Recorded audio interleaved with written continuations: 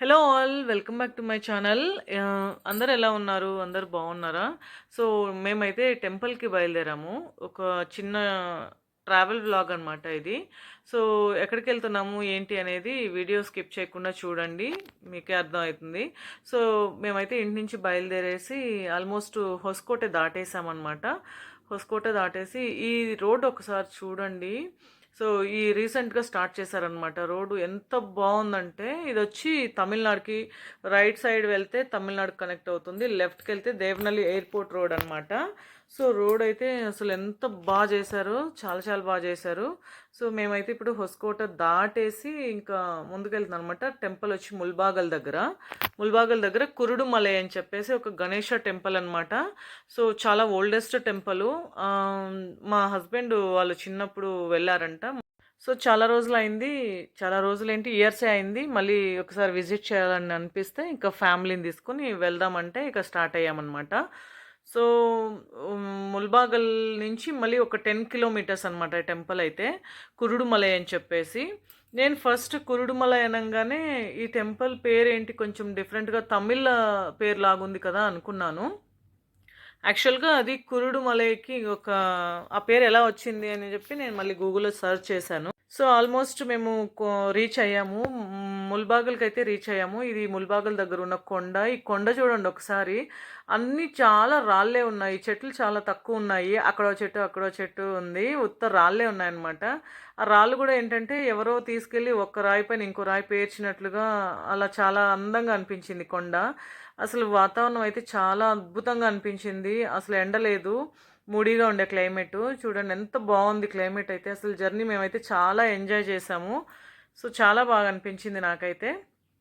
So, మేమైతే ఎక్కడ break తీసుకోలేదు. మంచిగా మార్నింగ్ జర్నీ కాబట్టి జర్నీ బాగా అనిపించింది. సో, మేము ఆల్రెడీ ముల్బాగల్‌కొచ్చేసి ఇది on the way to temple అనమాట. సో, ఎంట్రన్స్‌లో ఒక ఆర్చ్ ఉంటుంది. అక్కడ ఆర్చ్ లోపల నుంచి మేము వెళ్ళాలి. సో, ముల్బాగల్ నుంచి 10 కిలోమీటర్స్ అనమాట ఈ టెంపుల్ వచ్చి. సో, చూడండి ఇదైతే ఆల్మోస్ట్ మేము టెంపుల్ దగ్గరకొచ్చేసాము. అసలు ఎంత బావుందంటే సో, ఎంత అందంగా ఉందంటే టెంపుల్ బ్యాక్ సైడ్ అంతా కొండలు. సో, కొండల మధ్యలో ఇక్కడ టెంపుల్ అనమాట. ఇది కురుడుమలై అని చెప్పి టెంపుల్ పేరు. యాక్చువల్‌గా ఇది తమిళ్ పేరు. కూడిమలై అంటే కలుస్తున్న కొండ అని అర్థమట. కలుస్తున్న కొండ అంట. యాక్చువల్‌గా ఏంటంటే పైనుంచి దేవతలు దిగి వచ్చి ఇక్కడ పూజలు చేసి వెళ్ళేవారట. అందుకని ఇది కురుడుమలై అయింది తర్వాత. సో, ఇది చోళరాజుల కాలంలో నిర్మించబడిన టెంపుల్ అనమాట. సో, దాని తర్వాత యాక్చువల్‌గా ఇక్కడ శాసనాలన్నీ కూడా తమిళంలోనే ఉన్నాయి. దాని తర్వాత హోయసల రాజైన మహాబల శ్రీకృష్ణ దేవరాయల కాలంలో అంటే 13థ్ సెంచురీ అనమాట ఆల్మోస్ట్. ఆ టైంలో ఈ టెంపుల్‌ని కట్టారట. సో, టెంపుల్ అయితే స్టోన్‌తోనే కట్టబడి ఉంది. అంతా మొత్తం స్టోన్‌తోనే కట్టారు. చూడగానే మనకు అర్థమైపోతుంది చాలా ఓల్డెస్ట్ టెంపుల్ అని గూడా. సో, టెంపుల్‌కి సంబంధించి అక్కడక్కడ కొన్ని భవనాలు కూడా నిర్మించారు ఆ కొండ పక్కన. మీరు వీడియోలో చూసినట్లయితే మీకు కనబడుతుంది గదా! అక్కడ వైట్ కలర్‌లో కట్టారు కదా! ఆ బిల్డింగ్స్ అన్నీ కూడా ఈ టెంపుల్‌కి సంబంధించినవే. సో, ఈ టెంపుల్ అయితే చాలా ఓల్డెస్ట్ టెంపుల్ అనమాట. ఇందులో చాలా విశేషత ఏంటంటే, ఈ గణేష విగ్రహం ఏదైతే ఉందో ఈ టెంపుల్‌లో అది శాలిగ్రామ మూర్తి అనమాట. శాలిగ్రామ మూర్తి. సో, ఇంకొకటి విశేషం ఏంటంటే, ఈ శాలిగ్రామ మూర్తిని బ్రహ్మ, విష్ణు, మహేశ్వరులచే ప్రతిష్ఠాపించబడిందని చెప్పి ఇక్కడ పురాణాలు చెప్తున్నాయి. ఇంకొకటేంటంటే, శ్రీరాముడు సీతమ్మ తల్లిని వెతుక్కుంటూ వచ్చినప్పుడు ఇక్కడొచ్చి ప్రార్థన చేసి వెళ్ళాడని కూడా ఇంకో పురాణం చెప్తుంది. ఇంకొకటి మహాభారతం చివరి యుద్ధం టైంలో పాండవులు కూడా ఇక్కడికొచ్చి ప్రార్థనలు చేసి వెళ్ళారని చెప్పి కూడా ఇక్కడి వివిధ పురాణాలు చెప్తున్నాయన్నమాట. ఏది ఏమైనప్పటికీ కూడా ప్లేస్ అయితే అద్భుతంగా ఉంది. ప్రశాంతమైన వాతావరణం కోరుకునే వాళ్ళకి ఇలాంటి టెంపుల్స్ చాలా చాలా నచ్చుతుంది. సో, చాలా పీస్ ఆఫ్ మైండ్ అనమాట. చుట్టూ అక్కడ విలేజ్ ఏం లేదు. కొంచెం ముందుకు వస్తే అక్కడుందనమాట విలేజు. ఇది కొండ మధ్యలో చుట్టూ కొండలే ఉన్నాయి. సో, పచ్చటి చెట్లు మంచిగా అనిపించింది. వాతావరణం అయితే చాలా అనిపించింది. రష్ లేదు.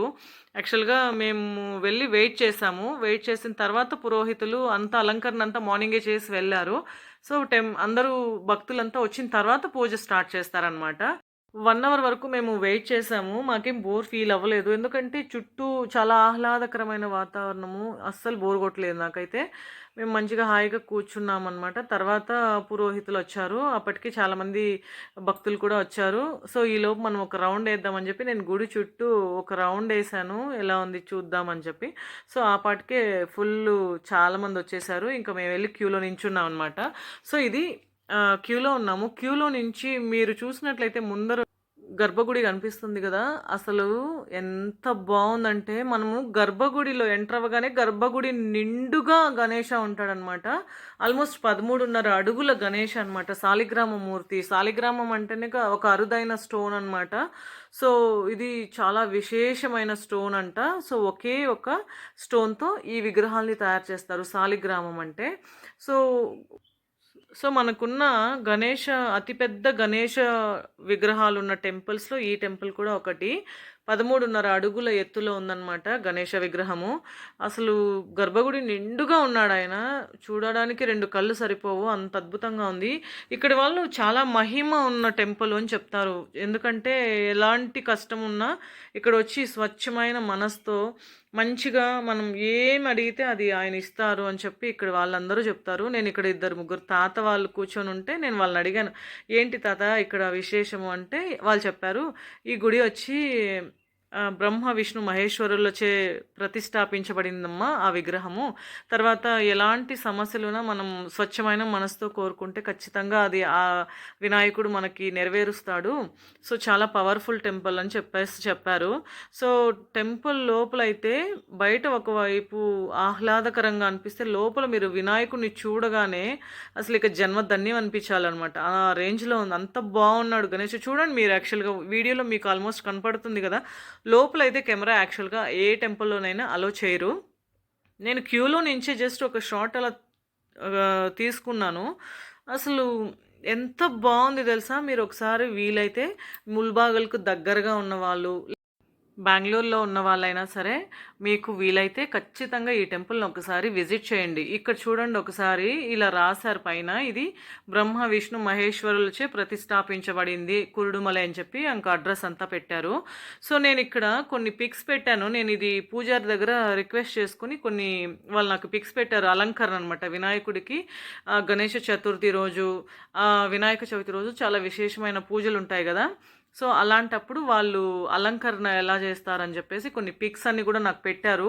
వాళ్ళదొక గ్రూప్ ఉండే. ఆ గ్రూప్‌లో కూడా నేను యాడ్ అయ్యాననమాట నా నంబర్ ఇచ్చి.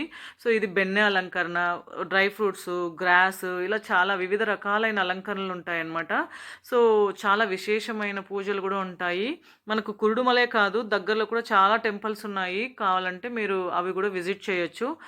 సో, ఇదన్నమాట ఇవాల్టి వీడియో. వీడియో నచ్చినట్లయితే please like, share and subscribe the channel. Thank you.